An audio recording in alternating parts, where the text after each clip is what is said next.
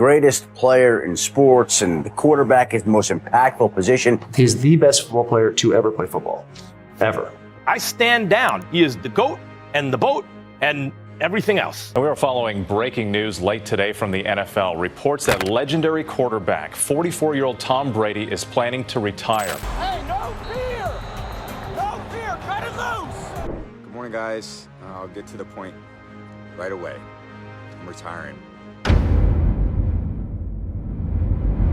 For 23 years, Tom Brady made trash talkers regret ever opening their mouths. And some of these stories are so embarrassing, the players probably still cringe thinking about them, shaken to the core. Today, we're breaking down the players who tested Brady and got absolutely wrecked so badly that we made a video about it. We're starting with the trash talk that created the angriest Tom Brady moment ever caught on camera. 2013, divisional playoff game, Patriots versus Colts. Robert Mathis, a Colts pass rusher, spent the entire week running his mouth like a broken faucet. He said Brady was old and washed up. He said the Patriots were done like yesterday's leftovers. Said Indianapolis was going to expose them like a YouTube prank video gone wrong. Mathis even did the choke gesture during the game. He tried to get in Brady's head like a bad song you can't stop humming. But when it came down to it, Brady carved up the Colts defense like a professional chef running a steak knife through butter. He threw for 198 yards and 3 touchdowns. The Patriots won 43-22. But the real moment happened after one of those touchdowns. Brady scored, looked directly at the Colts sideline, and screamed at them. He was in full rage mode. It was big mistake huge. Energy so intense, it could have powered a small city. Then he did it again and again. Each touchdown came with more yelling, more intensity, more congratulations, you played yourself vibes that echoed through the stadium. The Patriots demolished Indianapolis like a monster truck running over a tricycle. Mathis learned a valuable lesson that day. Don't talk trash to Tom Brady unless you enjoy being humiliated on national television in front of millions of people. And that trash talk disaster, that was just the appetizer. The main course of embarrassment was still coming hot out of the kitchen. Before we go any further though, hit that subscribe button and smash the notification bell for more NFL stories about players who made terrible life choices. Because what happens next involves players getting physically and mentally destroyed like paper in a shredder. 2012 AFC Championship game, Patriots versus Ravens. This was personal, like a family feud at Thanksgiving dinner when someone brings up politics. Bernard Pollard, a Ravens safety, mouthed off all week like he was recording a podcast nobody asked for, said Brady was scared of him, and that the Patriots were soft like marshmallows left in the sun. Now here's the thing, Pollard had hit Brady before. He was involved in the play that tore Brady's ACL in 2008. So according to him, he lived rent-free in Tom Brady's head, owning his mentality. But as we're about to find out, Pollard didn't own anything except a one-way ticket to Embarrassment City.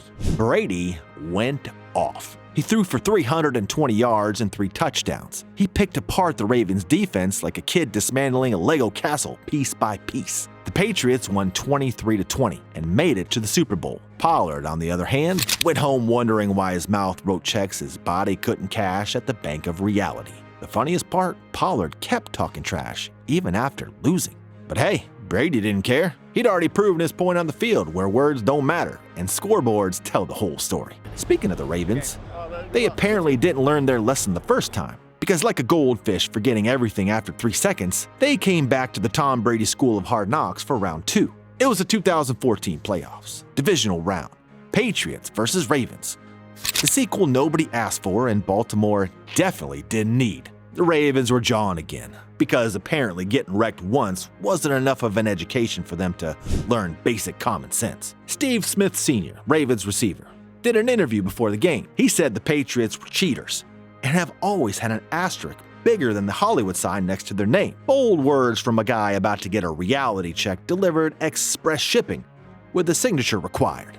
Brady, being Tom Brady, showed up and dropped a cool 367 yards and 3 touchdowns. And the Patriots won 35-31, in a game that felt closer than it should have been. But here's the cherry on top of the revenge sundae with whipped cream and sprinkles. After the game, reporters asked Brady about Steve Smith's trash talk. His response? I have a lot of respect for him.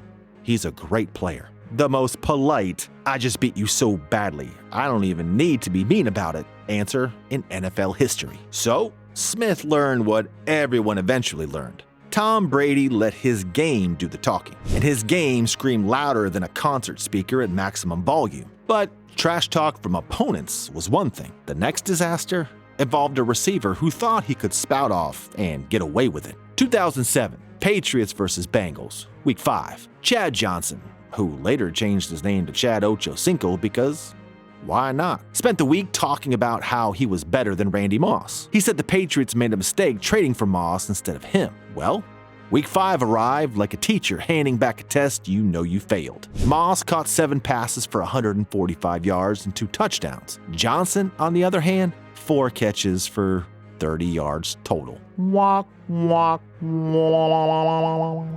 Brady made sure Moss ate that game. He fed him passes over and over and made Johnson's words look dumber than wearing a winter coat to the beach. So, as the saying goes, the best revenge is success. And Brady delivered it wrapped in a bow with a gift receipt. But Cincinnati wasn't done being dumb, because apparently one lesson wasn't enough for them to learn basic football math. 2014, Patriots vs. Bengals. Week 5 again. History repeating itself like a broken record. Adam Pac-Man Jones, Bengals quarterback, talked trash before the game like he'd invented it. Said Brady was going to have a bad day like getting a flat tire in the rain. But, well, Brady didn't even acknowledge the comments. He just went out and played like he always did. He threw for 292 yards and 2 touchdowns, and the Patriots won 43-17. Nah, bro. That wasn't competitive at all. It was target practice. Jones got torched. Receivers ran past him like he was a speed bump in a school zone. Every throw to his side was a completion. Every target was a highlight for all the wrong reasons. After the game, Jones blamed the refs like a kid blaming the dog for eating homework. Blamed his teammates like blaming traffic for being late. Blamed everyone except the guy in the mirror. The pattern was clearer than a sunny day with no clouds. Talk trash to Brady, get destroyed. It was science at this point, but some people still didn't get the memo. 2016 playoffs, AFC Championship, Patriots vs. Steelers. Joey Porter, the Steelers linebacker coach. Yes, the coach, not even a player, was mouthing off on the sideline during the game. In fact, he was yelling at Patriots players like a parent yelling at kids for playing too loud. The refs threw a flag on him, 15-yard penalty. That gave the Patriots better field position. Brady, of course, took advantage. He marched down the field and scored. Patriots then won 36-17. The Steelers went home to Pittsburgh, and Brady went to the Super Bowl. Porter learned that coaching from the sideline while running your mouth is a terrible strategy that should never be attempted again. But the most famous Brady revenge story wasn't about trash talk. It was about people doubting him when he was down. 2017, Super Bowl 51, Patriots vs. Falcons. We all remember. Falcons weren't trash talking before the game. They were just winning during it. They were up 28-3 in the third quarter, acting like they'd already won, and were planning the victory parade. The game looked like it was over. Everyone thought Brady was cooked, too old, too far behind, impossible to come back from a massive deficit in the biggest game of the year. But Brady had other plans. He went on to lead the greatest comeback in Super Bowl history, like a movie script playing out right before our eyes. With 25 unanswered points, he somehow tied the game and forced overtime. The Patriots won 34-28, and Brady won Super Bowl MVP. Now, this wasn't about trash talk. This was about proving doubters wrong. This was about showing the world that counting out Tom Brady was always the dumbest mistake you can ever make. The Falcons learned it the hardest way possible. 28-3 became one of the most famous blown leads in sports history, and it happened because Brady refused to let doubt win the battle. So what did we learn from all these players who tested Tom Brady during his legendary career? Brady's revenge always happened on the field, where it mattered. He didn't need to talk back. His game spoke louder than any words ever could, and that's what made Brady the GOAT. Now, if you think Brady's dominance came from just talent and motivation, you're only seeing half the picture. The truth is, the greatest players in NFL history had secret weapons nobody talks about at dinner parties. I'm talking about weird strengths that don't show up on the stat sheets or highlight reels. Check out every NFL player with the weirdest strengths you never noticed and see the hidden talents that made players like Brady impossible to beat even when you knew what was coming.